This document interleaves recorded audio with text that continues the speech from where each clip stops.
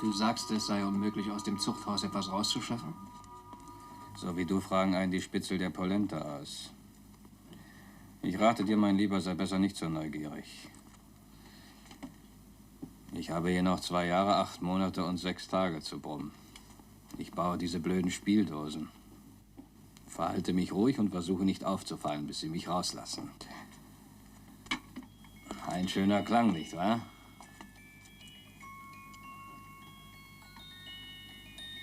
Arbeiten, Gentlemen.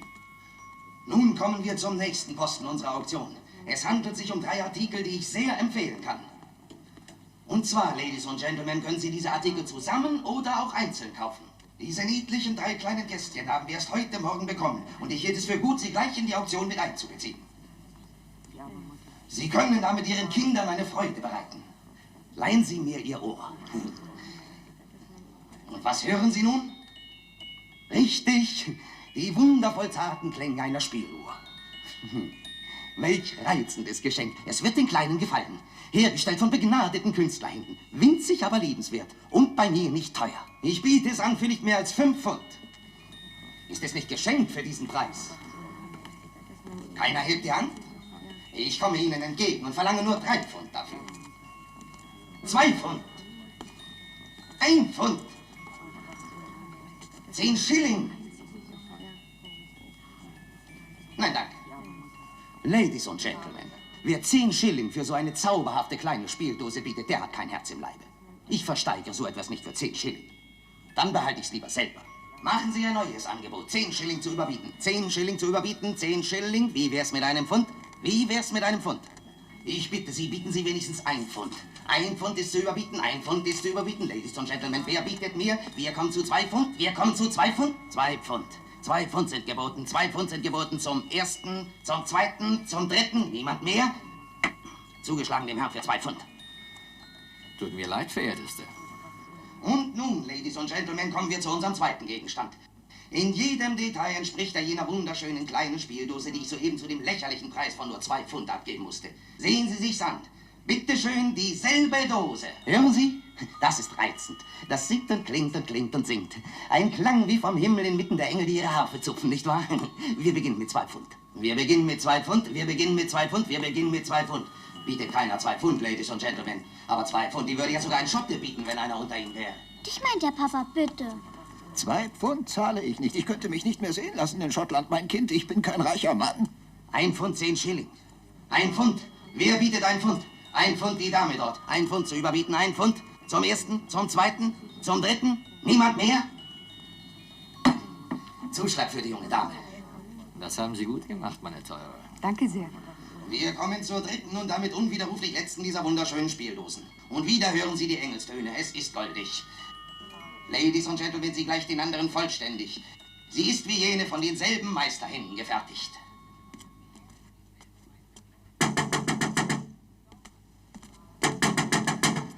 Bedauere, es ist geschlossen. Verzeihung, es ist äußerst wichtig für mich.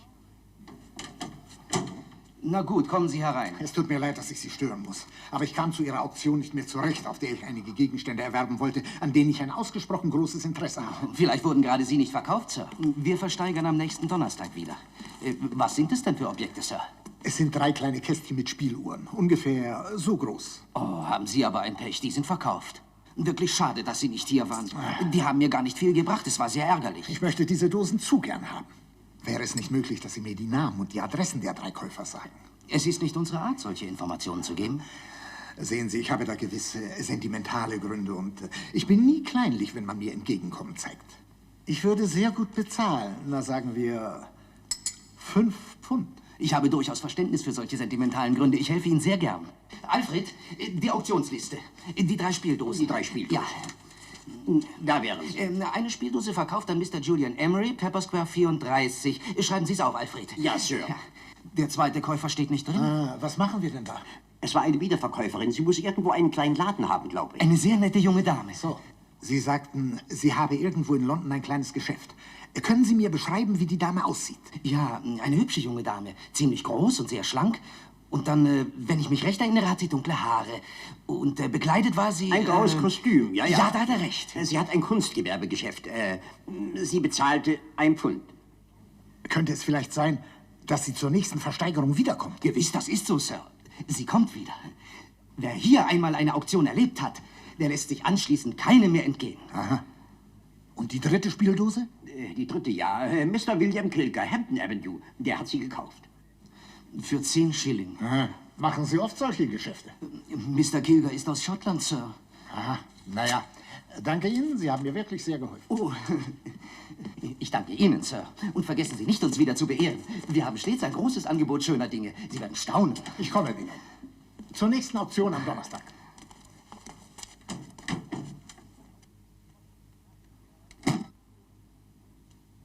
Wir werden einige Schwierigkeiten haben. Die Nachricht erreichte uns zu spät. Na, fahr doch schon los. Her. Gewidmet von Hilda. Nun bildest du dir wohl viel ein, du Rindvieh. Ja, ich bilde mir viel ein, Colonel Kavanagh. Schließlich kann man nie wissen. Einem wie dir wird sie nie gehören. Also die Spieldosen sind schon verkauft worden. Wie schade für Sie, mein Teurer. Ist es meine Schuld, dass mich der Kassiber aus dem Zuchthaus so spät erreicht hat? Was kann ich dafür, dass Sie schon weg sind? Das kann mir niemand vorwerfen, mein Freund. Hauptsache, Sie schaukeln's wieder hin.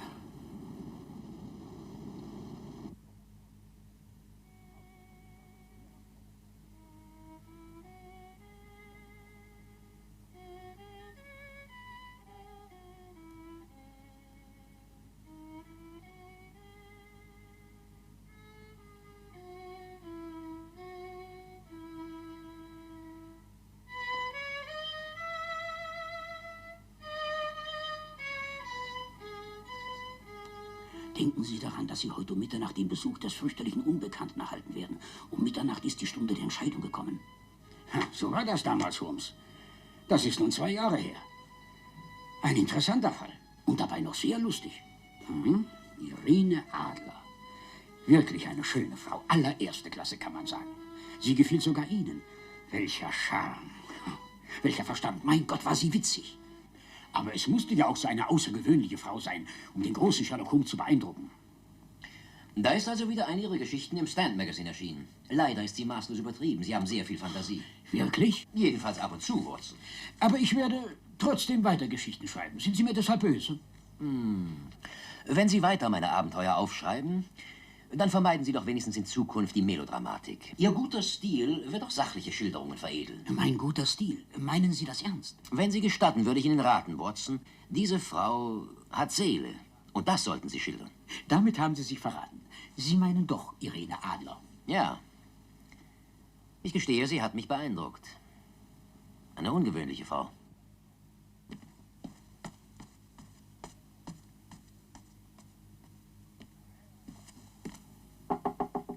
Herein! Hallo, Tinky.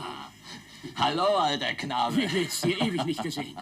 Ich mache dich bekannt mit meinem Freund Sherlock Holmes. Holmes, das ist Tinky. Mit anderen Worten, also Julian Emery. Ich freue mich, freut. Mr. Emery. Watson hat mir viel von Ihnen erzählt. Wir sind zusammen in die Schule gegangen. Das ist so viele Jahre her, dass ich mich kaum noch daran erinnern kann. Aber wir waren tolle Burschen, was? Ja, und jetzt war ich gerade zufällig in dieser Gegend. Und da ich hier oben noch nicht brennen sah, habe ich mir die Freiheit genommen, hochzukommen. Schreibst du noch immer diese Abenteuergeschichten? Ja, und die neueste ist heute erschienen. Oh, und die werden gelesen? Und wie? Sehr. Wie ich sehe, bist du der alte Draufgänger geblieben.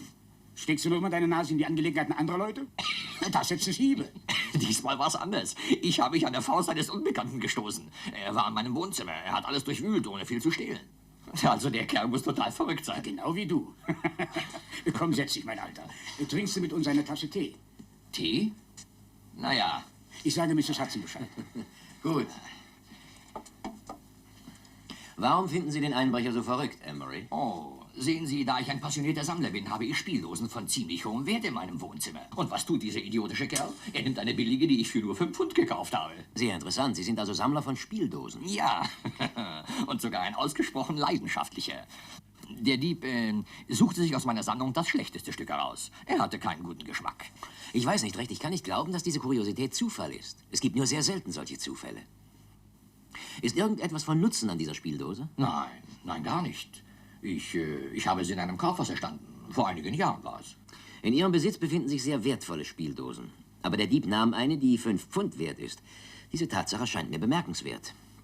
Aber ich bitte Sie, ich stecke mir einfach 5 Pfund in die Tasche und kaufe mir eine andere. Das wäre eine Methode, die Sache aus der Welt zu schaffen. Aber ich als Detektiv muss erst die verschiedensten Seiten eines Falles betrachten, ehe ich ihn als unwichtig abtun kann. Ja, das sind schließlich Ihre Sorgen. Für mich ist das Ganze nicht der Rede wert. Ich wünschte, dass Sie recht haben. Ich würde mir Ihre Sammlung sehr gern mal anschauen, Mr. Emery. Ja, sehr einverstanden, gern. Ein Sammler ist eitel. Ihn erfreut das Interesse für seine Sachen. Wann kommen Sie denn? Warum erst lange warten? Gut, ich wohne nur 2 Schritte von hier entfernt, am Pepper Square. Gehen wir. Ja, gehen wir. Was ist? Wohin so eilig? Tinky hat noch gar nicht Tee getrunken. Oh, es tut mir leid. Wir gehen zu mir, mein Alter. Da habe ich bessere Getränke als deinen Tee. Diese hier ließ sich Ludwig der 15. bauen. Es ist ein wunderschönes Stück, wie man es sonst nur in Museen findet. Eine zauberhafte Spielerei. Aha. Charmant, was? Gewiss. Das klingt wie ein ganzes Regiment von Mäusen, die auf einem Blechdach herumlaufen. Ihnen fehlt das feine Gefühl für Spieldosen, Watson. Bei mir liegt eben mehr eine richtige deftige Polka. Was soll ich mit dieser ulkigen Pfeiferei?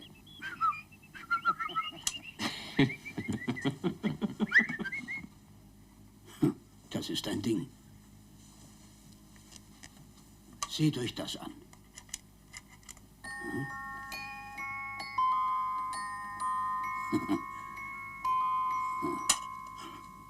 So ein Quatsch, ein klimpernder Hase.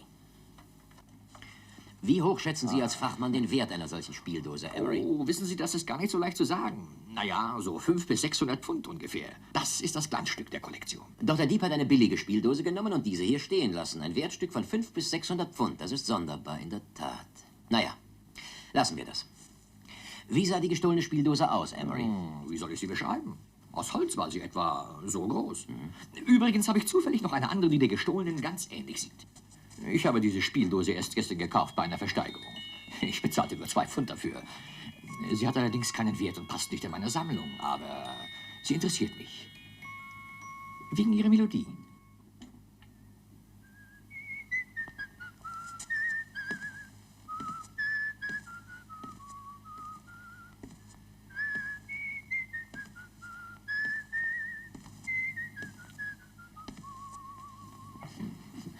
Sie haben ein gutes Ohr für Musik, Mr. Holmes. Ich behalte nahezu jede Melodie. Setzen wir uns. Danke. Sie haben die Spieldose auf einer Auktion gekauft, und zwar gestern. Ja, in einem Antiquitätengeschäft, das ich oft und gern besuche. Haben wir nicht als Schüler oft davor gestanden? Nur weil du es wolltest. Hast recht. Um welche Zeit wurde hier eingebrochen? Oh, etwa gegen 3 Uhr nachts war es. Es ist möglich, Emery, dass man gerade wegen der Spieldose, die Sie gestern gekauft haben, bei Ihnen eingebrochen hat. Und die andere hat der Dieb in der Eile mit ihr verwechselt. Und unsere Freunde von der Kriminalpolizei hielten den Fall für unwichtig. Ist doch klar. Es gab ja nicht einmal eine Leiche. Und außerdem könnte ich Ihnen nicht einmal eine Beschreibung des Diebes geben. Oh, ich habe den Mann nicht gesehen. Ich kenne nur seine Faust. Und das ist alles, was Sie wissen. Sonst können Sie sich an nichts erinnern. Ja, versetzen Sie sich in meine Lage. Hätten Sie da vielleicht viel beobachtet? In dieser Dose muss irgendein Geheimnis stecken. Seien Sie vorsichtig. Oh, was kann das schon für ein Geheimnis sein? Sie sehen gewiss zu schwarz. Aber falls Sie in Zukunft etwas Verdächtiges wahrnehmen sollten, Mr. Emery, bitte rufen Sie sofort die Polizei. Versuchen Sie nicht selbstständig zu handeln. Es ist richtig nett, dass Sie sich meinetwegen solche Sorgen machen.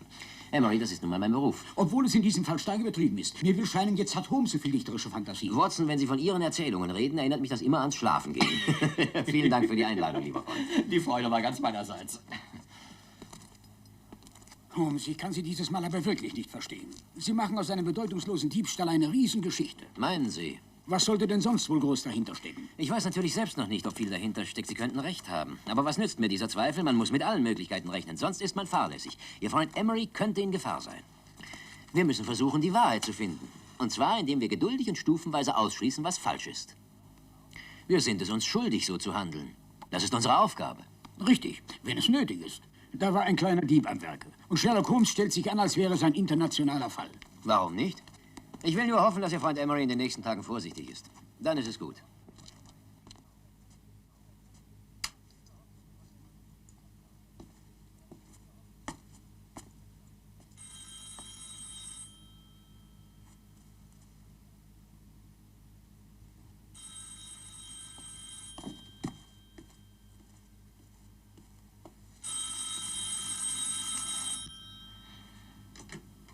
Hallo, ja? Julian Emery, jawohl. Wer? Natürlich habe ich Sie nicht vergessen, Mrs. Courtney. Sie waren noch der einzige Lichtblick auf diesem schrecklich langweiligen Empfang bei Lady Sandford.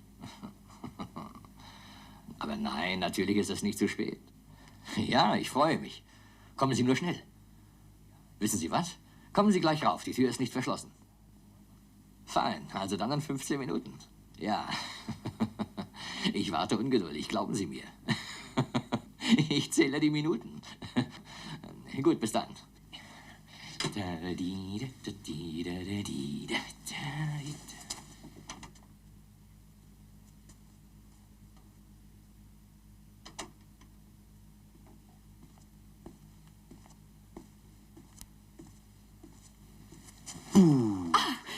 Oh, Sie stürmischer Sie.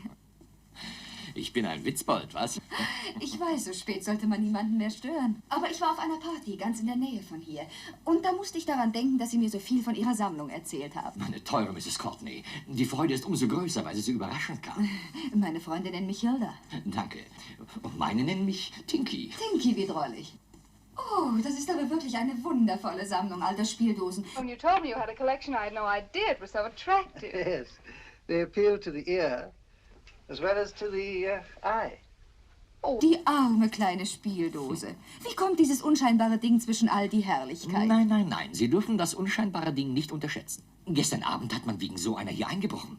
Trotz der Kostbarkeiten hat der Dieb das kleine Kästchen mitgenommen. Was? Ja, wobei ich den Verlust verschmerzen kann. Aber der Dieb hat mir eins über den Schädel gehauen. Das macht sie erst so richtig interessant. Wirklich? Ja. So ähnlich hat der Dicke auch gesagt. Der Dicke? Ja, ich meine Dr. Watson. Sie waren heute hier, er und sein Freund, Mr. Holmes. Ihn interessieren meine Spieluhren auch. Sherlock Holmes? Ja, Sie kennen ihn? Ja, ich hörte von ihm. Ja, wissen Sie, er glaubt, ich wäre in Gefahr. Sogar sehr. Sie sind ein so liebenswerter Mensch. Sie haben keine Feinde, gewiss nicht. Gewiss nicht. Es ist merkwürdig, dass Sie sich gerade für diese Spieldose interessieren. Merkwürdig? Warum? Mr. Holmes hat sich ebenfalls dafür interessiert. Vielleicht mehr für die Melodie, die in dieser Spieldose steckt. Sie haben richtig geraten. Es ist wirklich wahr. Er pfiff Sie genau nach und bewies so musikalische Begabung. Erstaunlich. Bestimmt ein ungewöhnlicher Mensch. Ein bisschen Angst machen wollte er mir. Geben Sie nichts auf Warnungen? Natürlich nicht. Eine Spieldose wie diese will keiner. Ich will. Ist das Ihr Ernst? Weil sie mir gefällt. Also, es fällt mir schwer, darauf zu antworten. Ich sammle diese Dinge, aber ich verkaufe sie niemals, wissen Sie. Aber wenn ich nun einen hohen Preis zahle? Der Preis tut nichts zur Sache. Es ist das Prinzip, teuerste. Ja gut, aber wir haben noch nichts getrunken. Nein, danke. Ich lasse Sie jetzt lieber allein. Müssen Sie gehen? Es ist das Beste für uns. Sind Sie mir vielleicht böse? Meine Reputation. Tinky. Sie sind eine verflucht gefährliche Frau, Hilda. Wirklich?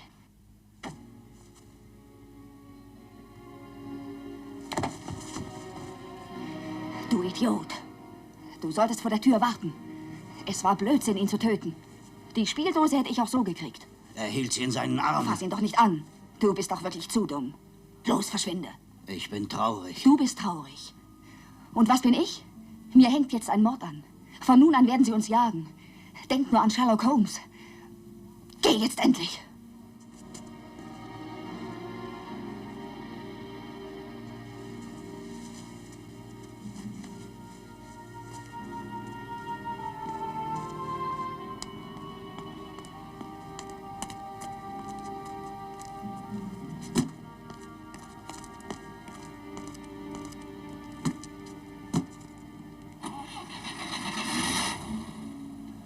Hast du sie besorgt?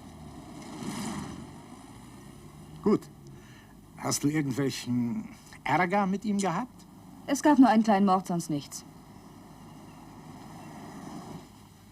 Tag, Mr. Holmes. Hopkins? Danke, dass Sie so prompt gekommen sind. Inspektor Lestrade schlug vor, ich sollte Sie um Ihre Hilfe bitten. Mr. Emery war ein Klient von Mr. Holmes, Inspektor. Tatsächlich? Am Telefon haben Sie das gar nicht erwähnt, Mr. Holmes. Er war kein Klient, ich kannte ihn nur, Inspektor. Sergeant Thompson? Er wurde in dieser Nacht getötet, etwa zwischen 1 und 2 Uhr morgens, Mr. Holmes. Emery hat seinen Mörder gekannt und er muss ihm in keiner Weise misstraut haben. Armer alter Tinky. Es war meine Schuld. Ich hätte auf ihn Acht geben sollen. Es ist geschehen und es hat keinen Sinn mehr, sich Vorwürfe zu machen, Doktor. Es scheint, sie ist verschwunden. Sie haben zum zweiten Mal versucht, die Spieldose zu stehlen, die Emery auf der Auktion gekauft hat. Und dieses Mal ist es Ihnen gelungen. Die billige Spieldose, die nur 2 Pfund wert ist? Ein Menschenleben ist sie wert, Watson. Ich glaube, wir sollten mal die Gaylord-Auktion besuchen und diesen Mr. Crabtree. Inspektor, ich schlage Ihnen Folgendes vor. Suchen Sie hier nach einer Spieldose. Es ist eine unscheinbare kleine Spieldose, etwa von dieser Größe. Verstehen Sie? Danke Ihnen. Kommen Sie, Watson. Die erste Spieldose verkauften Sie an Julian Emery, die zweite an Mr. Kilger, dessen Adresse Ihnen ebenfalls bekannt ist, und die dritte an eine junge Dame, die wahrscheinlich Inhaberin eines Geschäftes in Golders Green ist. Das ist richtig, Mr. Holmes. Wie erklärt es sich, Mr. Crabtree, dass Sie 3 völlig gleiche Spieldosen mit der gleichen Melodie hatten? Wo kamen die her? Aus dem Zuchthaus in Dartmoor. Dartmoor? Wir erhalten einmal im Monat von dort eine Sendung. Es sind Arbeiten von Strafgefangenen. Die machen alle möglichen Sachen. Pfeifenständer, Papierkörbe, Spieldosen. Ich habe eine sehr wichtige Frage. Interessierte sich jemand für die Spieldosen besonders? Erinnern Sie sich? Gab es irgendeine Person, die Ihnen aufgefallen ist? Also, Mr. Crabtree, es handelt sich hier um eine Sache auf Leben und Tod. Da muss ich Ihnen natürlich helfen, Mr. Holmes. Da ist ein Gentleman hier gewesen, ungefähr 1 Stunde nach Geschäftsschluss. Und der war furchtbar aufgeregt, jawohl. Er gab mir 5 Pfund, damit ich ihm sage, wo die Spieldosen sind. So ein Verrückter war das, Mr. Holmes. So ein Verrückter war das. Können Sie ihn beschreiben? Er war groß und vornehm sah aus. Und er hatte graue Haare, kurz und gut ein Gentleman. Was war seine Reaktion, als Sie ihm die Auskunft geben mussten, die Adresse der jungen Dame sei Ihnen nicht bekannt? Ich sagte ihm, dass die junge Dame meistens Donnerstag kommt und er solle auch am Donnerstag kommen. Und das ist morgen. Danke sehr, Crabtree. Sie haben mir sehr geholfen. Danke sehr. Kommen Sie, Watson. Gehen wir jetzt nach Hause? Wir gehen zu Mr. Kilger und fragen ihn nach seiner Spieldose.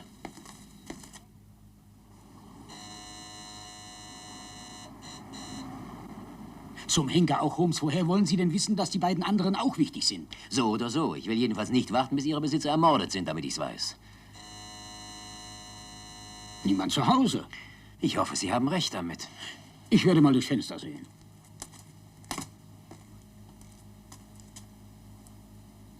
Da ist wohl wirklich niemand zu Hause. Die Wohnung sieht leer aus, soweit ich das feststellen kann. Ist was? Ist Mrs. Kilger zu Hause? Nein. Und wann will sie zurück sein? Etwa in einer Stunde oder so. Aber Sie brauchen deshalb nicht hier herumzulungern. Wir kaufen nichts von Hausierern. Hausierern?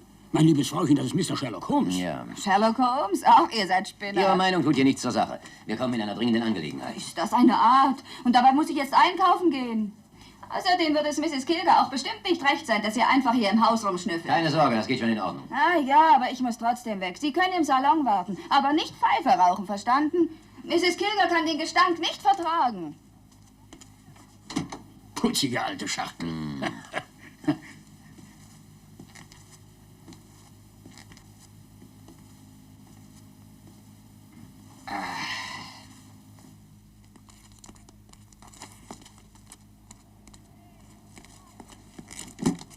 Hey, Park Lane. Park Lane? Sagen Sie mir, was will denn eine wie Sie in Park Lane? Das geht einen wie Sie letzten Endes gar nichts an. Hauptsache ist wohl, Sie bekommen Ihr Geld. Und nun los.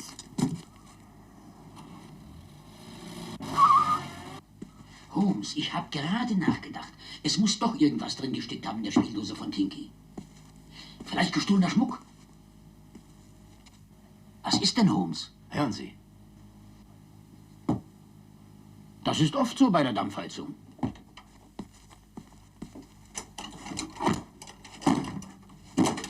Watson! Großer Gott. Wie kommen Sie, Holmes? Am besten auf den Stuhl hier. Jetzt ist alles wieder gut. Ja, alles gut. Hab keine Angst mehr.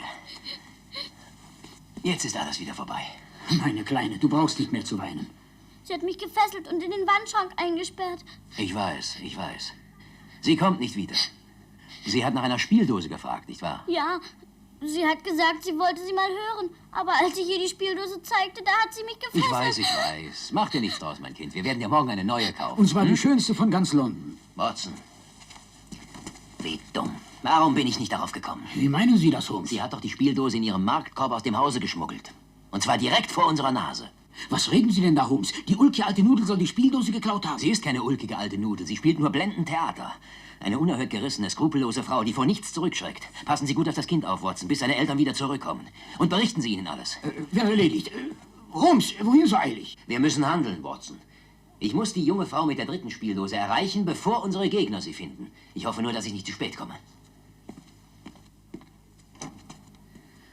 Naja, lala. Lalala, Kindchen, du musst wieder lachen, Kleines. Tja, na lach doch.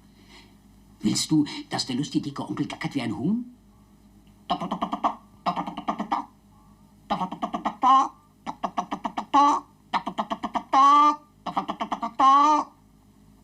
Du Kleines.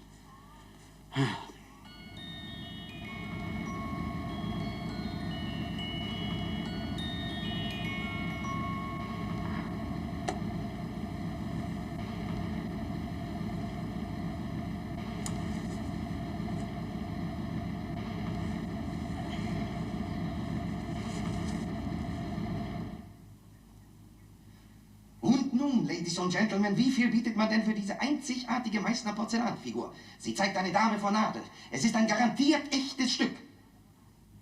Wäre das nicht ein schöner Schmuck für Ihren Kaminsims? Oder Sie könnten es bei festlichen Gelegenheiten in die Mitte Ihres Esstisches stellen. Wer fängt mit 10 Pfund an? Wer fängt denn nun mit 10 Pfund an? 8 Pfund. 7 Pfund. In Ordnung, 5. 5 Pfund sind geboten, 5 Pfund sind geboten, 5 Pfund sind geboten, 5 Pfund 10, 5 Pfund 15, 5 Pfund 15. 6 Pfund sind geboten. 6 Pfund zum ersten, zum zweiten, zum dritten und nun der Zuschlag. Verkauft an Mrs. Wickingham für 6 Pfund. Als nächstes ein Original-Museumsstück, Ladies und Gentlemen.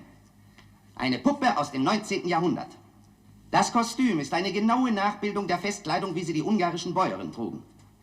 Ladies und Gentlemen, in einem Geschäft von West End kostet ein solches Stück gut und gerne 20 Pfund. Aber bei mir wird reell verkauft. Geben Sie mir 2 Pfund. 2 Pfund. Bietet jemand 2 Pfund? 2 Pfund, 2 Pfund, 2 Pfund. 1 Pfund 1. Bietet jemand 1 Pfund? Bietet jemand 1 Pfund für diese Puppe? 1 Pfund ist geboten. Ladies und Gentlemen, 1 Pfund ist geboten.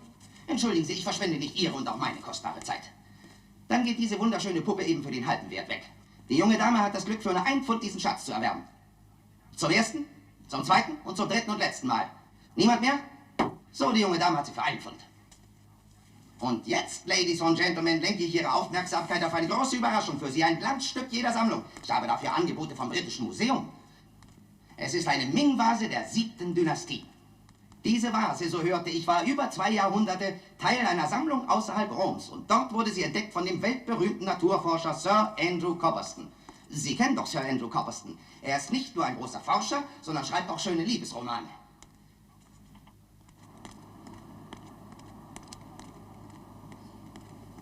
Das Mädchen mit dem Paket in der Hand, das dürfte sie sein. Sind Sie sicher, dass sie es ist? Sie entspricht der Beschreibung, die mir der Versteigerer gegeben hat. Dann fahr los, hinterher.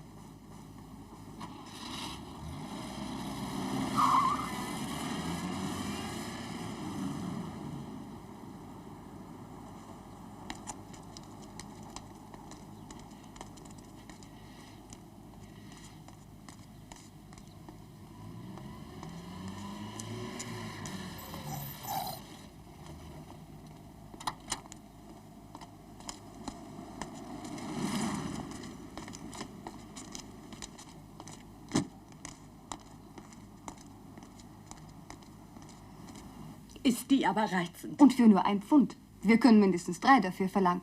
Sicherlich. Wie wär's mit einer Tasse Tee? Das wäre das Richtige für mich. Gut. Guten Tag. Einen schönen guten Tag. Für ein 7-jähriges Mädchen suche ich ein Geburtstagsgeschenk. Was können Sie mir raten? Wir haben sehr schöne Puppen, diese ungarische zum Beispiel. Da hat sie schon genug. Das ist nicht das Richtige. Bücher sind auch immer willkommen. Ja, aber ich hätte gern etwas Ausgefallenes. Das ist ein recht nettes Kästchen. Was ist das? Ach, das macht den Kindern viel Freude. Das ist eine Spieldose. Dies ist etwas Besonderes. Sie hat 2 Melodien.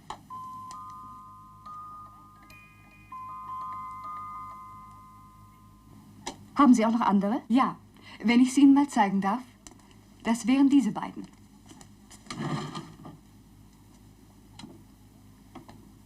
Wie süß.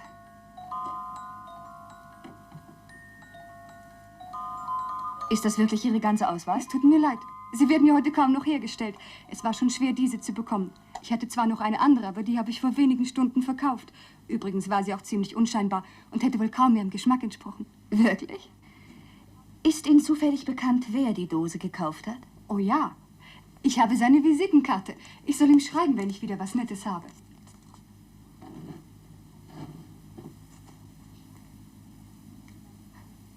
Sehr interessant. Tut mir leid, aber da muss ich eben woanders suchen. Vielen Dank für Ihre Mühe. Auf Wiedersehen. Dankeschön.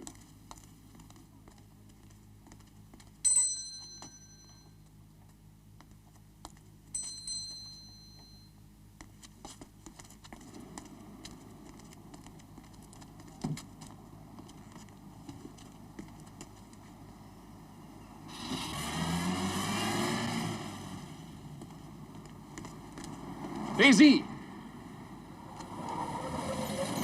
Hinter dem Taxi dort her. Na was denn, hören Sie? Geht schon in Ordnung. Steigen Sie ein.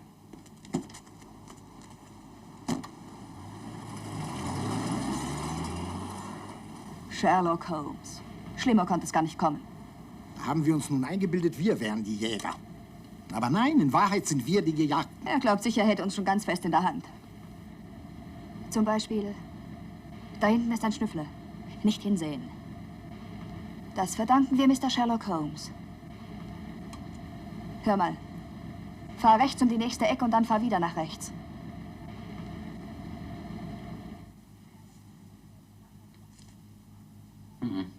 Keines der Fotos zeigt sie, Commander, wie ich es erwartet habe.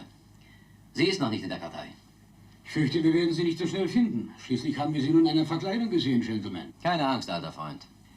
Falls ich ihr wieder begegne, werde ich sie erkennen. Sehr gut. Es kann nicht mehr lange dauern, dann werden wir ohnehin wissen, wer sie ist. Wer beobachtet sie? Sergeant Thompson verfolgt sie jetzt, Sir. Dem kann niemand entwischen, er ist ein guter Mann. Wir hätten sie schon im Spielwarengeschäft gehabt, aber uns fehlten die Beweise. Aber wir wissen, sie gehört zu den Mördern Emerys. Beweise, alter Freund. Wir brauchen erst die Beweise. Wir haben sie geröntgt, Sir, aber in der Spieldose ist nichts versteckt. Wir sehen uns die Aufnahmen an.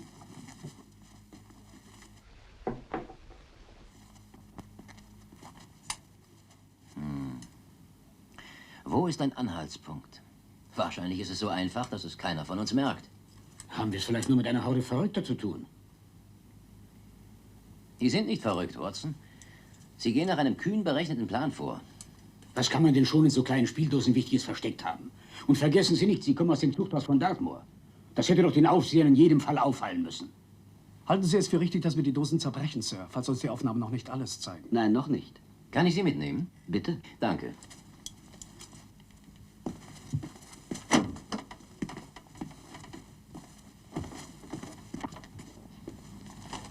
Aus Dartmoor wurde auf Anfrage mitgeteilt, Sir, Mr. Holmes hatte um diese Auskunft gebeten, dass alle 3 Spieldosen von demselben Sträfling angefertigt wurden. John Davidson. Gesamtstrafe 7 Jahre, Sir. Davidson? Die Platten der englischen Bank? Das wäre alles. Ja, Sir. Das bringt Licht in die Sache. Das ist verblüffend. Woher wissen Sie von den Platten, Mr. Holmes? Ich studiere das Verbrechen, Inspektor. Ich mache es mir zur Pflicht, derartige Dinge zu wissen. Und wenn der Name Davidson erwähnt wird... Wer ist denn das, dieser Davidson? Da Ihr Freund Mr. Holmes alles zu wissen scheint, sehe ich keine Veranlassung, es nicht auch Ihnen zu sagen. Vor 5 Jahren wurde in London ein so ungeheurer Raub ausgeführt, dass es alle bisherigen Vorstellungen überstieg, obwohl die gestohlenen Gegenstände selbst nur einen recht geringen Wert hatten. Der Innenminister gab daher die Anweisung, dass in Zeitungen kein einziges Wort darüber geschrieben wurde. Aber Sie haben mir nie etwas davon erzählt, Holmes. Sie waren gerade verreist. Objekte von keinem wesentlichen Wert und doch von so großer Bedeutung? Das ist mir zu hoch. Davidson wurde sehr schnell gestellt. Es war genau 15 Minuten nach der Tat. Aber das reichte ihm aus, seine Beute so zu verstecken, dass sie bis heute nicht gefunden wurde. Bevor wir weiterreden, Dr. Watson, ich muss Sie informieren, dass die Angelegenheit außerhalb dieses Zimmers nicht erwähnt werden darf. Ehrensache. Sehe ich aus wie einer, der tratscht? Freilich, Sie sind der schweigsamste Mensch auf Erden. Davidson arbeitete lange in der Bank von England. Und zwar bei der Herstellung von Druckplatten. So bereitete er seinen Raub geduldig vor. Denn wissen Sie, worauf er es abgesehen hatte? Auf einen vollständigen Satz Platten, der zum Druck von 5-Pfund-Noten bestimmt war. Was? Die Platten der englischen Bank? Präzise. Und mit Hilfe dieser Platten könnte eine Verbrecherbande eine Flut von 5-Pfund-Scheinen drucken. Keine gefälschten im üblichen Sinne des Wortes. Sie wären nicht zu unterscheiden von den Scheinen der Bank von England. Auch nicht vom besten Fachmann. Donnerwetter. Die geringste Andeutung in der Öffentlichkeit wäre unheilvoll gewesen. Sie hätte die Autorität unserer Bank erschüttert. Wir haben nach Davidsons Verhaftung wirklich alles versucht. Ja, wir haben ihm sogar die verlockendsten Angebote gemacht. Aber nein, er verrät sein Versteck nicht, will sich sein Geld selber drucken. So einer ist das. Tja, so einer. Offensichtlich ist Davidson ein Mann mit starken Nerven und Beharrungsvermögen. Doch plötzlich ändert er seinen Plan. Aus dem Gefängnis heraus teilt er seinen Komplizen mit, wo die Platten versteckt sind. Warum? Das weiß ich auch nicht, Mr. Holmes. Also zum Beispiel, die Bank von England könnte vorhaben, die Geldscheine zu verändern. Die alten Scheine würden wertlos, sagen wir in 2 Jahren etwa. Aber bis dahin ist Davidson noch nicht aus dem Gefängnis heraus. Im Vertrauen, Mr. Holmes. Etwas Ähnliches hatten wir vor. Aber allein die Vorbereitung würden schon solche Kräfte erfordern, dass wir dazu nicht in der Lage sind. Deshalb haben wir es lieber unterlassen. Ich verstehe. Es gibt natürlich auch noch eine andere Erklärung. Davidson hatte nicht übermäßig viel Zeit, vor seiner Verhaftung ein sicheres Versteck zu finden. Er befürchtet vielleicht, die Druckplatten könnten zufällig entdeckt werden, ehe er entlassen ist. Deshalb hat er keine Ruhe mehr. Er gibt seinen Komplizen Nachricht, die Platten zu sichern. Ich bewundere Ihren Scharfsinn, Mr. Holmes. Ich möchte wetten, die bewusste Nachricht von Davidson steckt in dieser Spieldose. Richtiger gesagt, in allen 3 Spieldosen. 2/3 der Lösung besitzen unsere Gegner. Das letzte Drittel haben wir glücklicherweise in unseren Besitz bringen können. Aha, was wollen Sie damit tun, Holmes? Ich will versuchen, Davidsons Botschaft anhand unseres Drittels herauszufinden.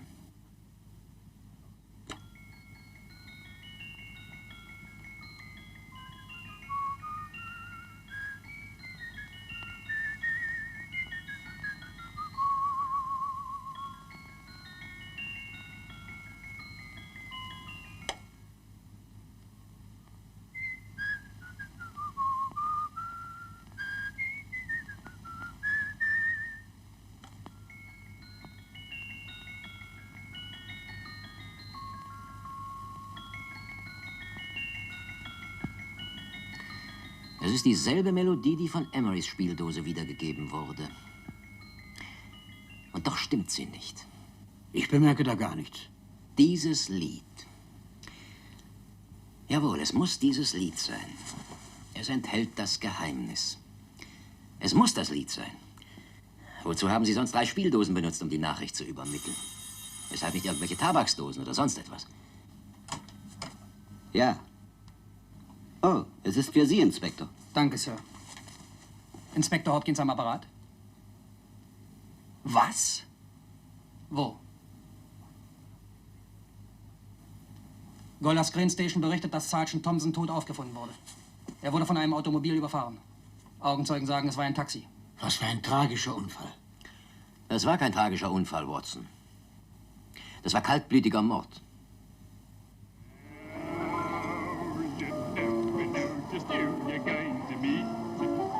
When you're walking down a busy London street, Mrs. Hawkins, Mrs. Brown, any subject of the crowd. Oh, you never know just who you're going to meet. So you better hold your topper in your hand, just in case you meet a lady on the Strand. Girls will think you're kind of sweet, and your day will be complete. Oh, you never know just who you're going to meet. Now, a gentleman is judged by his appearance. Yes, a gentleman is judged by how he talks. Now, he's much better off when he's acting like a top, especially if he's taking him a walk. Was ist denn das für ein eigenartiges Lokal? Ein Treffpunkt verkrachter Gauner. Verkrachter? Genau, so ist es, alter Freund. Die haben ihre große Zeit hinter sich. Aber wenn sie hier sind, dann träumen sie noch davon. Und man darf sie nicht reizen. When you're walking down a busy London street, so you better wear your best, hold it high to look your best, 'cause you never know just who you're gonna meet. So you better keep your manners right in view, just in case a lie gives a how'd you do.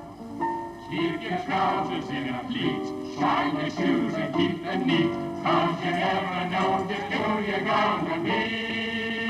Menschenskind. Mr. Holmes? Wie geht's denn, Joe? Gut wie niemals. Und Ihnen selbst? Auch gut, danke. Ich möchte Ihnen einen Freund von mir vorstellen. Dr. Watson, Joe Sistel. Ein Freund von Mr. Holmes ist auch ein Freund von mir. Hello, Joe. Er hat mir einen Dienst erwiesen, den ich nie vergesse. Ja, ich konnte Joe helfen, als er unter einem schweren Verdacht stand. Um Mord handelte es sich. Tatsächlich? Ich konnte damals Joes Alibi beweisen. Er war zur Mordzeit beschäftigt. Er knackte gerade einen Safe. Der war ein harter Brocken. Meine Hochachtung, Sir. Hören Sie, Joe. Ich brauche Ihre Hilfe. Lass mich los. Verschwinde, du Ziege. Verschwindet ihr alle. Haut ab. Verschwindet, verschwindet. Ihr reden Gentlemen zusammen. Du ziehst auch ab, du. Ja, Mr. Holmes, man muss sich eben Respekt verschaffen. Danke, Joe. 5 Pfund bringt Ihnen die Sache.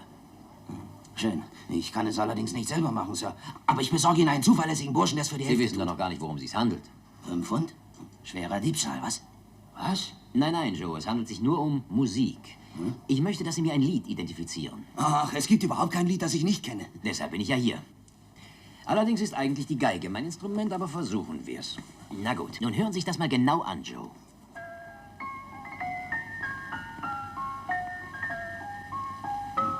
Einen Augenblick. Sie spielen es ja falsch. Sie müssten es um einen halben Ton höher spielen als einfaches Sie Lied. kennen das Lied? Ja, natürlich. Es ist ein altes australisches Lied und heißt The Swagman. Aber Sie spielen es ganz falsch. Ich hoffte, dass Sie das sagen würden. Hören Sie noch mal zu, Joe.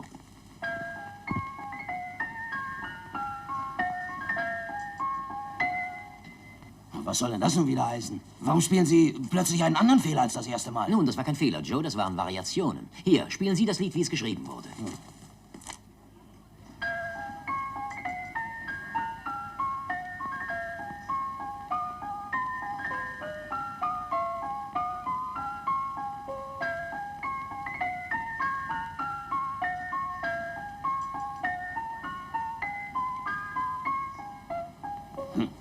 Das war's.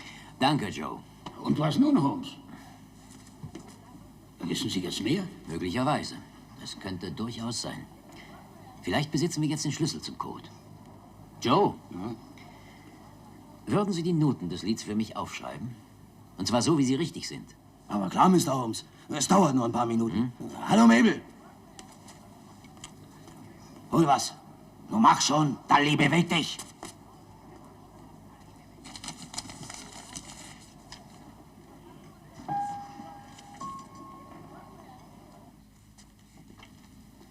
Der Text ist es offensichtlich nicht. Keinerlei Kombinationen mit Worten ergeben irgendeinen Sinn. Die Variationen des Liedes. In Emerys Spieldose war es anders als in der zweiten Spieldose, die wir haben. Sind Sie sicher? Jawohl. Sehen Sie, ich erinnere mich an jede Note der Melodie von Emerys Spieldose. Ich habe sie mir an jenem Abend eingeprägt. Holmes, Sie sind ein wahres Genie. Ein gutes Gedächtnis ist eben wichtig. Und dazu gibt es für einen Detektiv noch ein zweites Prinzip. Nie eine Kleinigkeit übersehen, und sei sie noch so winzig. Warum 3 Spieldosen? Warum nicht eine? Ich nehme an, Davidsons Botschaft ist eben zu lang, um nur durch eine einzige Variation übermittelt zu werden. Er brauchte dazu 3 Spieldosen. Die dritte stahl die Frau bei Kilger. Sie enthält den letzten Teil der Nachricht. Mir schwirrt der Kopf, Holmes. Wir müssen jetzt nur noch eines tun. Und zwar die 3 Variationen entziffern, was freilich nicht so ganz einfach sein wird, mein lieber Watson.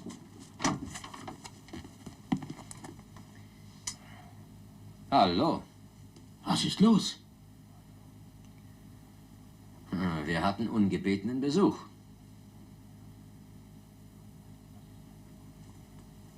Also, das ist ja ein starkes Stück. Bitten Sie Mrs. Hudson nach oben, Watson. Jawohl.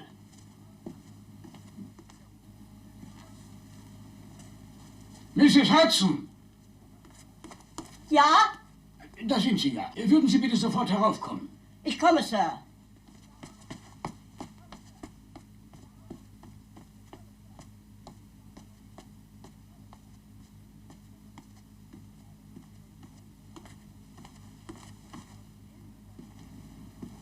Um Gottes Willen, Mr. Holmes. Was haben Sie da gemacht?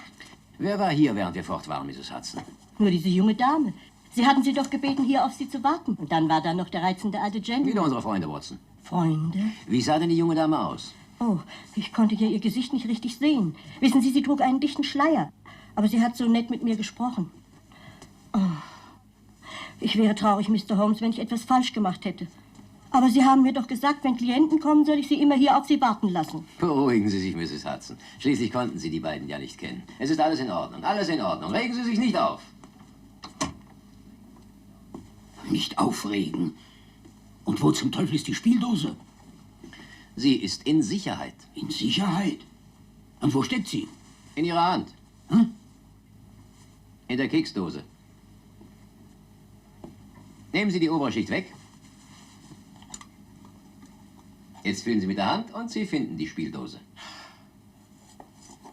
Sie haben auch Ideen, Holmes. Donnerwetter, Sie sind einmalig.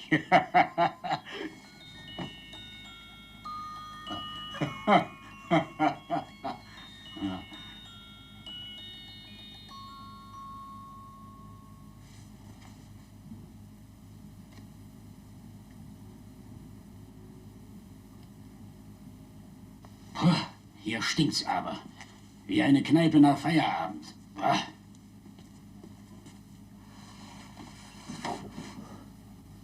Sehen Sie, Holmes? Ja. Es ist morgen. Herzliche Gratulation zu dieser scharfsinnigen Feststellung.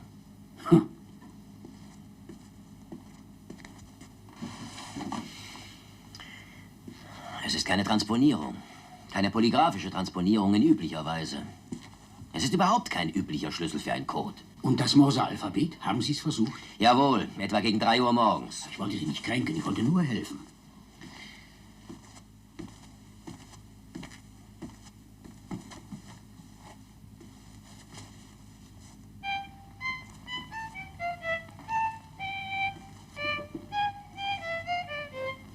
Oh, tun Sie mir einen Gefallen, nicht schon wieder. Ich habe es gut 3000 Mal gehört, während der ganzen Nacht.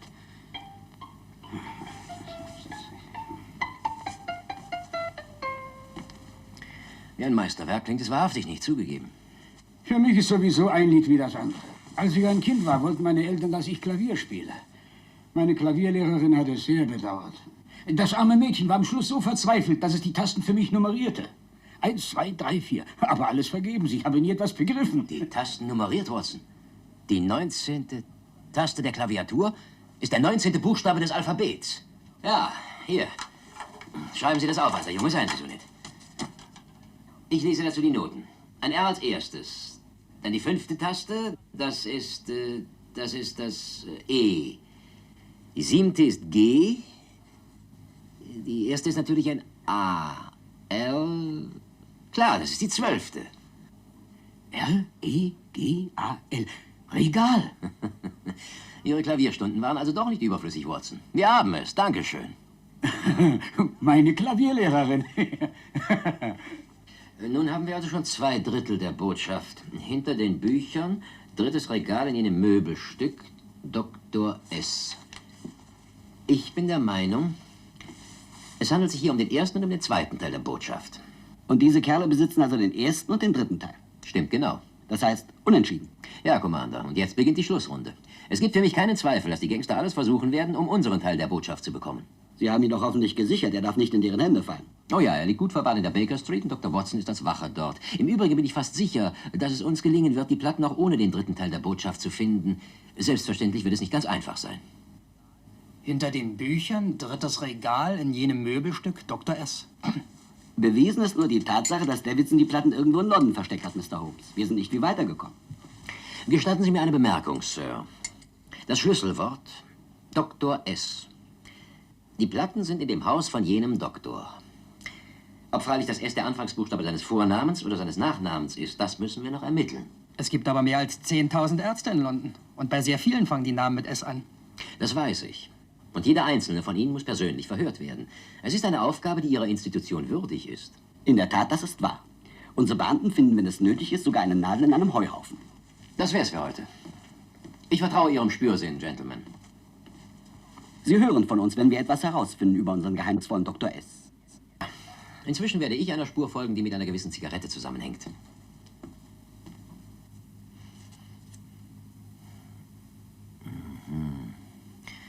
Sind Sie ganz sicher? Kann es sich wirklich nur um diesen Tabak handeln? Absolut, Sir.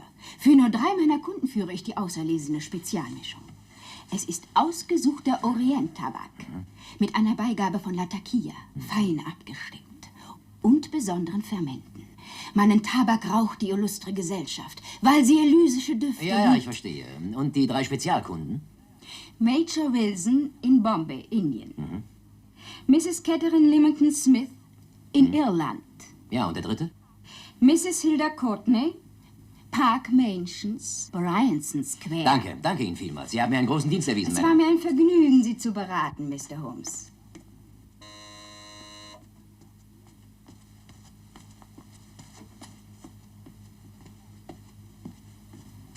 Ja? Mrs. Courtney? Ja. Mein Name ist Sherlock Holmes. Bitte kommen Sie herein. Danke. Ich habe viel von Ihnen gehört, Mr. Holmes. Ich glaube, wir haben einen gemeinsamen Freund, Sir Edward Brookdale. Er sprach oft und gern von Ihnen, Mr. Holmes. Tatsächlich. Und welchen glücklichen Umstand habe ich Ihrem Besuch zu verdanken? Ich denke, das wissen Sie, Mrs. Courtney. Schön, ich habe tatsächlich eine polizeiliche Vorladung bekommen. Ich bin mit meinem Auto zu schnell gefahren, aber das interessiert doch nicht Sherlock Holmes. Reden wir doch offen, Mrs. Courtney. Haben Sie vergessen, dass wir uns schon begegnet sind? Es tut mir leid. Ich bin absolut sicher, dass wir uns noch nie begegnet sind, Mr. Holmes. Bitte setzen Sie sich. Danke. Sie sagen, wir haben uns schon gesehen? Ja.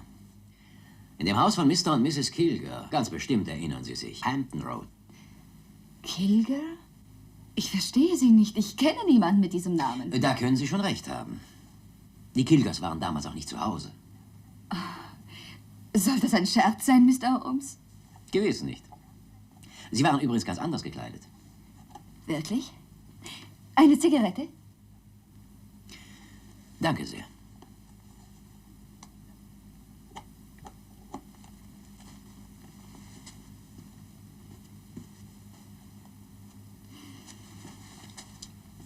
Dankeschön. Wissen Sie, Mrs. Courtney, was man so leicht vergisst, wenn man sich verkleidet?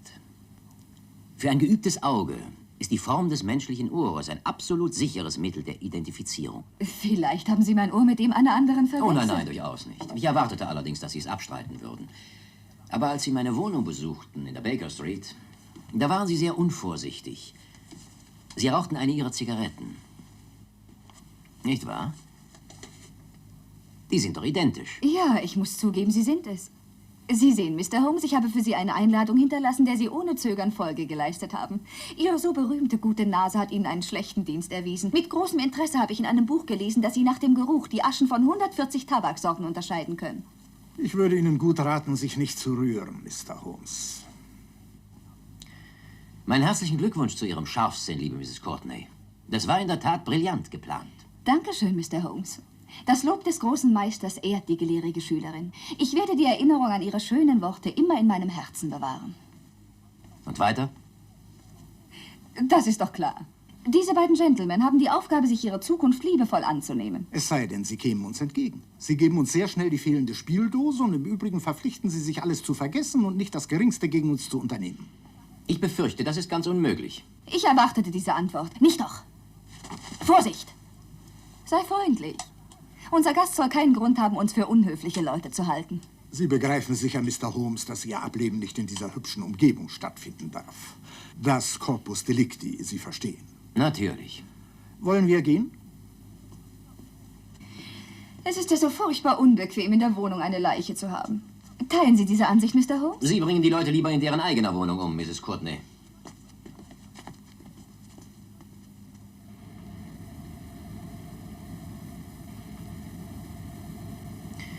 Geben Sie mir auch eine Zigarette? Bitte, warum denn nicht?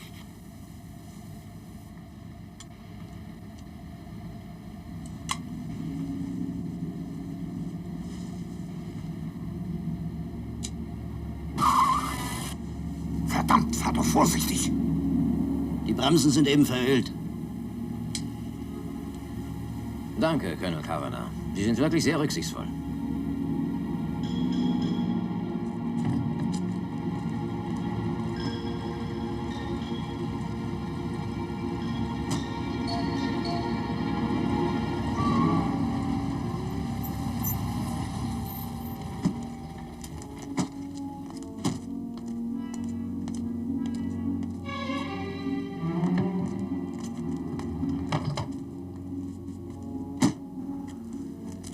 Es wird Sie freuen zu hören, Mr. Holmes, dass wir Ihnen unnötige Leiden ersparen wollen. Na los, schließ das Ding an den Motor des Taxis an. Diese kleine Apparatur, mein lieber Mr. Holmes, enthält eine tödlich wirkende Flüssigkeit. Sofort tödlich. Zusammengestellt ist sie aus den Spitzenerzeugnissen der chemischen Industrie. Ich habe sie erprobt.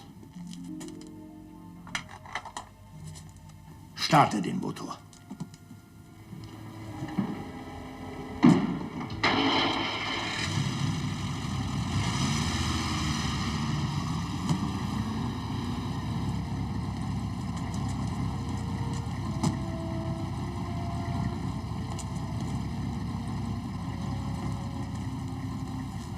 Verschließ ihm den Mund.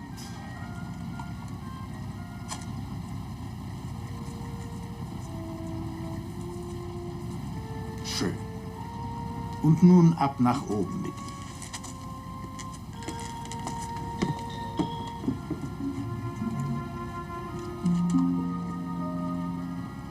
In diesem Augenblick hat Ihre Himmelfahrt schon begonnen, Mr. Holmes. Ich wünsche Ihnen eine gute Reise und sanfte Ruhe. Ist von dir aus alles in Ordnung? Gut. Es wäre zu bedauerlich, wenn irgendetwas schief ginge, wegen einer blöden Nachlässigkeit.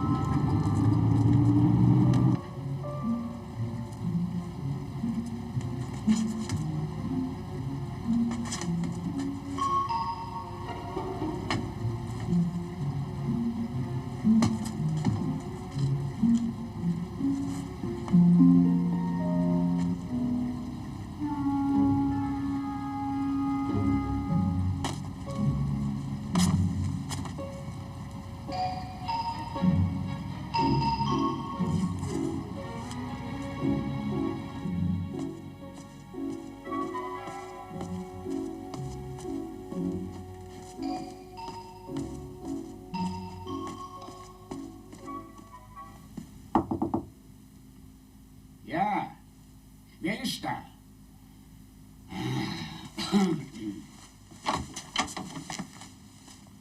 Guten Abend. Sie sind Mr. Sherlock Holmes? Nein, nein, ich bin Dr. Watson. Aber ja doch, Dr. Watson. Wie dumm war das von mir? Nein, durchaus nicht. Das war dumm von mir. Vielleicht wollen Sie reinkommen. Freilich. Eigentlich habe ich ja eine Bitte an Mr. Holmes. Oh, ich bedauere sehr. Ich weiß nicht, wann er wiederkommt. Wenn Sie wollen, stehe ich Ihnen zur Verfügung. Wollen Sie sich nicht setzen? Danke sehr. Sie wissen, Sherlock Holmes und ich haben schon viele, wirklich sehr viele Fälle geklärt. Tatsächlich? Ja, so ist es. Sehr viele Fälle. Gerade im Moment zum Beispiel haben wir einen besonders schwierigen Fall zu klären.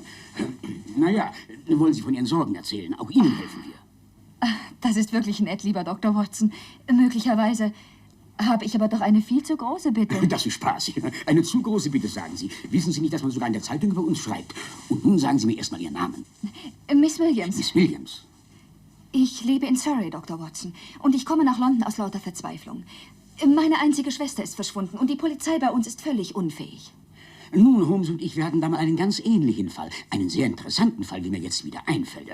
Ich schilderte ihn in meiner Erzählung Der traurige Radfahrer. Kennen Sie die? Aber ich will nicht mein literarisches Talent rausstreichen. Sie brauchen ja Hilfe. Und die sollen Sie auch erhalten. Wo waren wir stehen geblieben? Die arme Kleine ist ja erst 17, Dr. Watson. Und bevor sie vorigen Donnerstag verschwunden ist, da war sie noch bei bester Laune. Möglicherweise ein romantisches Abenteuer. Oh nein, nein, nichts dergleichen. Sie hat ja noch niemanden. Glauben Sie nur, die Kleine ist wie ein harmloses Kind. Sie ist verschwunden. Am helllichten Tage ist die Kleine aus meinem Hause verschwunden. Nicht einmal Seife zum Waschen hat sie eingesteckt. Unterwegs wird sie schon welche kriegen. Geben Sie mir bitte ein Glas Wasser. Ja, natürlich, ein Glas Wasser. Einen Augenblick, bitte.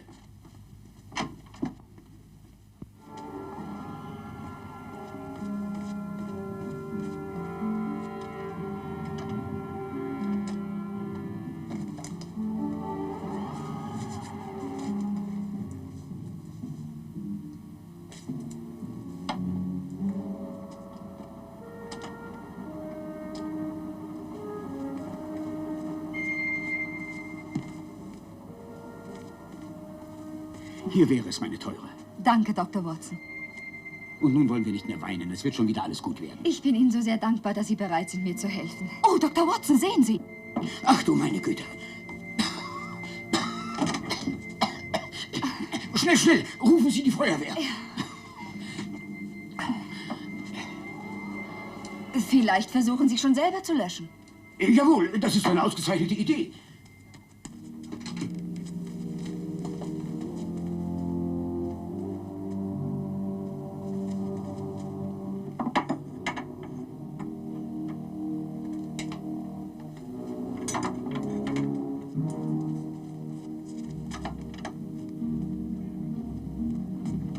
Keine Angst, Miss Williams. Wir haben einen ausgezeichneten Feuerlöscher.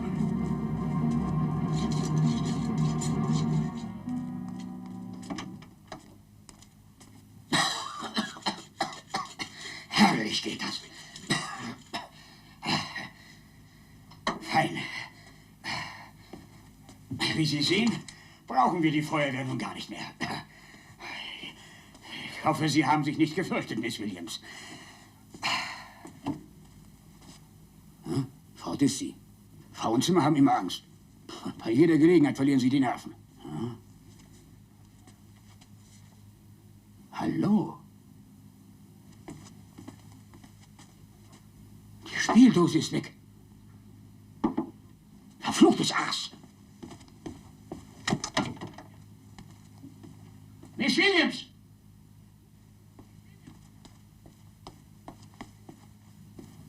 Nun? Gut. Und Holmes? Der begabte Geigenvirtuose hat sein Instrument vertauscht. Er spielt jetzt Harfe. Unter der Voraussetzung, er ist nicht zur Hölle gefahren. Ich bin gespannt auf die Melodie der dritten Spieldose.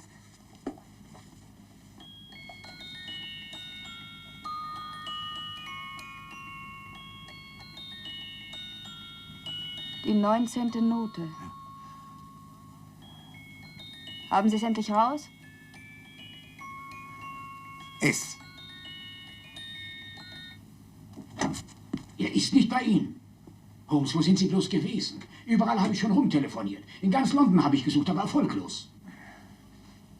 Sie suchten eben nicht an den richtigen Plätzen. Holmes, ich muss Ihnen was Schreckliches erzählen. Ich bin ein Idiot. Dieses Weibsbild, es hat mich zum Narren gehalten. Was ist denn passiert? Na, sie kam hierher und legte eine Rauchbombe. Ich dachte, die ganze Wohnung steht in Flammen und natürlich stellte ich die Spieldose beiseite. Vor Ihren Augen, nicht wahr? Und die Spieldose ist weg. Ja, ja. Seien Sie nicht traurig, mein alter Freund. Ja, diese Frau ist ein gefährlicher Gegner. Rauchbombe, sagten Sie?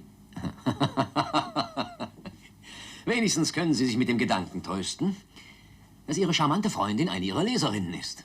Wie meinen Sie das? Wenn ich mich recht erinnere, haben Sie über mein kleines Experiment mit Rauch und Feuer in einer Ihrer Erzählungen geschrieben. Unsere Freundin arbeitete genau nach Ihren Anweisungen im Stand Magazine. Ist ja gut, schon gut, alter Freund. Ich hab's verstanden. Ich kann Sie beruhigen. Mich hat sie auch reingelegt. Dieser Zigarettenstummel. Ihr Plan war, mich damit in die Falle zu locken. Das Verbandszeug ist nicht an seinem Platz. Verbandszeug? Was ist passiert, Holmes? Sind Sie verletzt? Unwesentlich. Erwarten Sie jetzt bitte keine Erklärungen. Wir haben ein wichtigeres Problem. Sonst kommen uns diese Gauner zuvor. Aber ich muss Ihnen doch ein bisschen helfen. Gut. Unsere Gegner sind nun glücklich im Besitz aller 3 Teile des Code. Und schon bald haben sie auch die Druckplatten.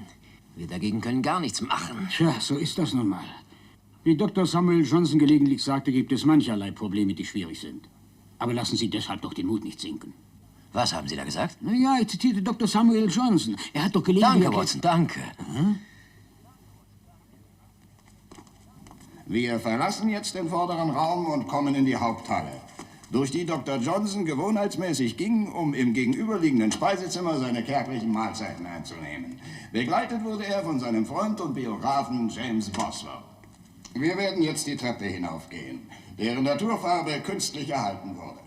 Alles ist wie zur Zeit des guten Doktors geblieben. Die eingerahmte Grafik an der Wand war offensichtlich ein freundliches Geschenk für Dr. Johnson aus der Hand des anerkannten Künstlers Sir Joshua Reynolds.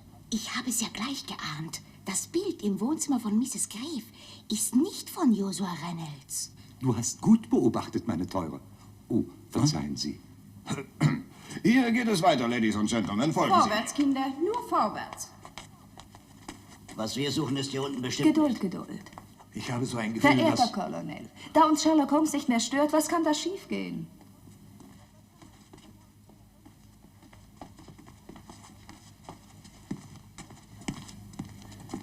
Und hier haben wir nun die Bibliothek betreten, in der einst Dr. Johnsons berühmtes Wörterbuch entstanden ist.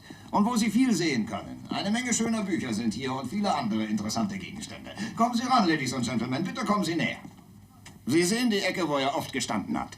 Vor diesem Bücherschrank pflegte er nachzudenken über seine zukünftigen Werke. Auf diesem Tisch schlief Dr. Johnsons Katze Hodge. Seine Biografie erzählt von jenem Tier. Das Eigenartige bei der Katze Hodge war bekanntlich dieses. Sie fraß am liebsten Austern. Es wird erzählt, dass der Doktor deshalb oft hungerte. Er gab sein Geld aus für das Katzenfutter. Und weiter. Und jetzt gelangen wir in das graue Zimmer, unter welchem sich der Schlafraum befand. In jenem steht heute noch das historische Bett, in welchem Dr. Johnson entschlief. Was war denn die Todesursache? Gicht. Jawohl, Gicht. Hier entlang, Ladies and Gentlemen, Vorsicht, Stufen.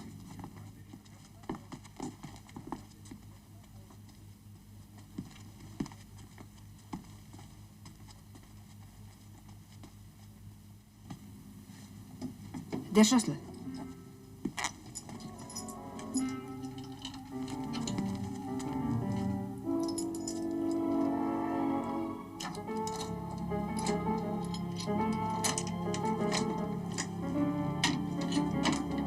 Drittes Regal von oben.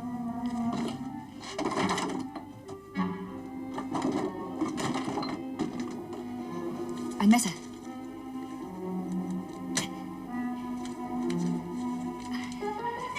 Gentlemen, die Platten der englischen Bank. Tag, Mrs. Courtney. So sieht man sich also wieder. Nein, das würde ich an Ihrer Stelle nicht tun, Kavanagh. Ich muss Ihnen herzlich gratulieren, Mr. Holmes. Sie sind ein Mann, der wirklich ernst zu nehmen ist. Danke, Mrs. Courtney. Auf ewig werde ich Ihre Worte im Herzen bewahren. Das Lob der gelehrigen Schülerin ehrt den bescheidenen Meister. Was wird weiter? Oh, ich verstehe. Und nun muss ich leider eine wenig angenehme Aufgabe erfüllen.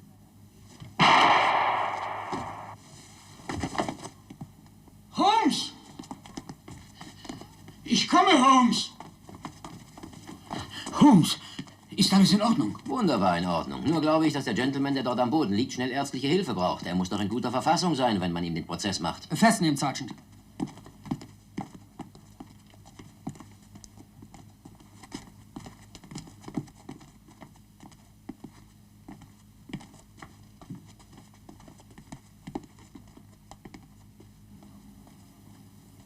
Eine Frau mit großen Fähigkeiten. Ich bedauere aufrichtig, dass sie einen so schlechten Charakter hat. Würden Sie es übernehmen, diese Platten der Bank zurückzugeben, Inspektor? Ich kann nicht begreifen, wie Sie die Sache gelöst haben, Mr. Holmes. Es ist allein das Verdienst von Dr. Watson. Er hatte die Idee und sagte den Namen. Dr. Samuel Johnson. Meine herzliche Gratulation, Doktor.